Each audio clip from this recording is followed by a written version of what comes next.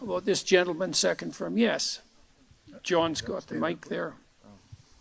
Thank you. I don't want to look behind me how many people are here because I'll get a bit nervous to ask this question. Also, this may not apply to many, so I expect your answer might be a bit short. I'm a vet and currently serving police officer in WA, and I've got PTSD, and I'm at the Marion Centre, which is a mental place, and they let me out today. Oh, yeah? Legally. I just wanted to ask you, how do I move from day-to-day hedonism and ideations and risk the hope and cautious optimism of a long-term life with the conditions I currently have? Well, I mentioned this program that I have online, this self-authoring program. One thing you might try doing it. So it's got 3 parts. The first part is a guided autobiography. And what it asks you to do is break your life down into 7 epochs and 7 stages. Sometimes people do that by relationship or by year or by occupation, however you choose. And then to detail out the most significant emotional events of your life, especially those that still hold some emotional valence. And that would help, because what happens with PTSD in some sense is that the narrative through which you see the world fractures. And because it fractures, your perceptions and your consequent emotional responses become chaotic. And that chaos produces a stress response, a chronic stress response. And so what you need to do to recover from PTSD is to knit the story back together.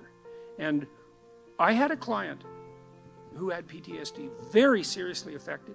She was only 17, and she was so fractured that she was diagnosed with severe schizophrenia.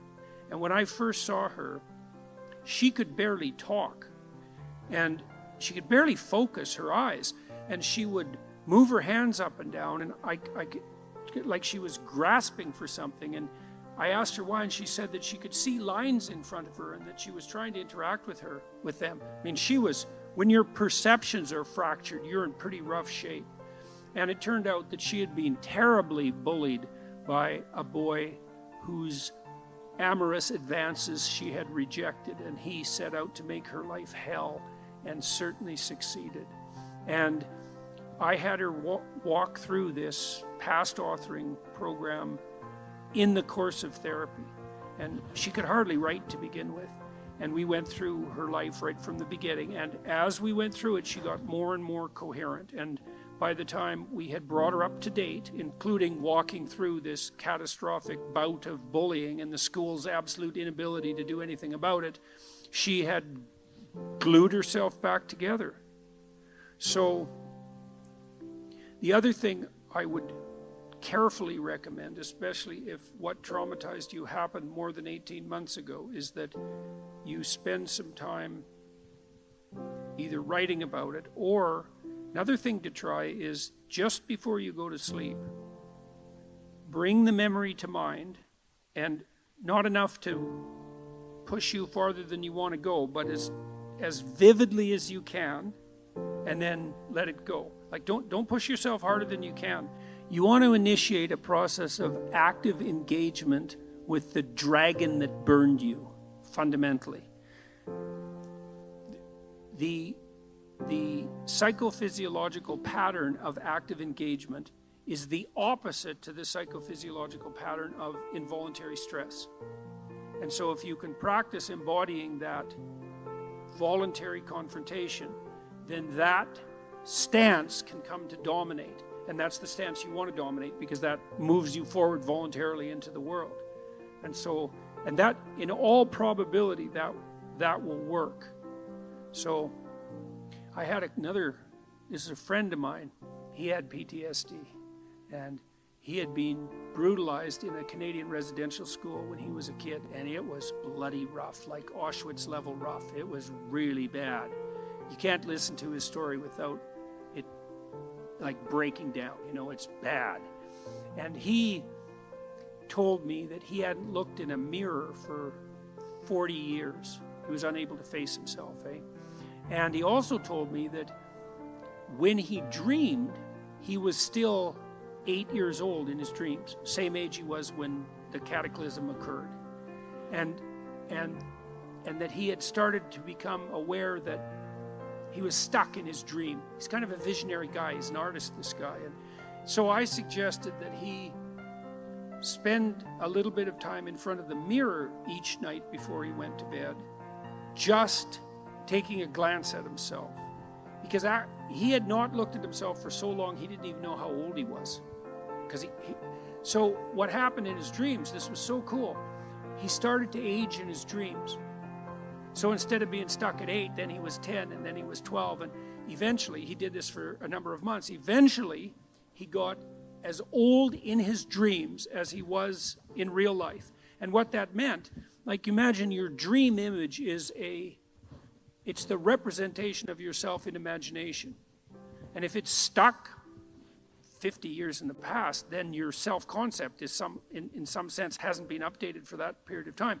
Just that process of voluntary engagement, which was him being willing to look at himself in the mirror, despite his shame, his deep shame at what had happened to him, that was enough to pull him back together. So that should work. That should work, you know. The other thing with PTSD, it's also very useful to develop something approximating a sophisticated philosophy of good and evil, because people generally have PTSD because they've been struck by something malevolent. And so it's not just tragedy, there's malevolence in it. Reading, there's a couple of books I'd recommend. One is called Ordinary Men. It's about a police battalion in Germany who was trained to do heinous things in World War II. It's a great book, Ordinary Men. It's a great book. And another one I would recommend is called The Rape of Nanking. And these are rough books, man. The woman who wrote The Rape of Nanking, she committed suicide. It's a rough book. But the utility of the books is that they universalize malevolence. So almost everybody who's traumatized has been either touched by their own malevolence or by witnessing it or being subject to it at the hands of someone else. And one of the consequences of that is that if you don't have an advanced philosophy of good and evil, you have no place to put the contact with malevolence. Part of the utility of the doctrine of original sin was the universalization of malevolence. So, you know, you might say, and it's true, that there's a little bit of Hitler in all of us. And if there's a little more than a little bit, you can be sure of that. And that's a pretty cataclysmic realization. And you might say, well, how can you bear that self-understanding or the revelation of that kind of malevolence in the world? And the answer is, in part, by understanding it as part of the eternal conditions of existence. You know, the idea that the state, the sovereign of the state has an evil uncle, that's an idea as old as time. So for the Egyptians, that was Set. And the sun sets, by the way, because the spirit of Set is what devours the sun at night. And Set is the root word for Satan.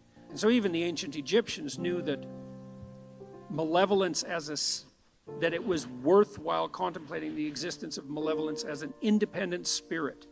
And that allows you to take responsibility in some sense for the existence of malevolence in your own life, but it also universalizes it so that it's not exactly about you, right? It's more a reflection of the structure of existence as such. And that can allow you to detach yourself from it a little bit. And that can be extremely useful too.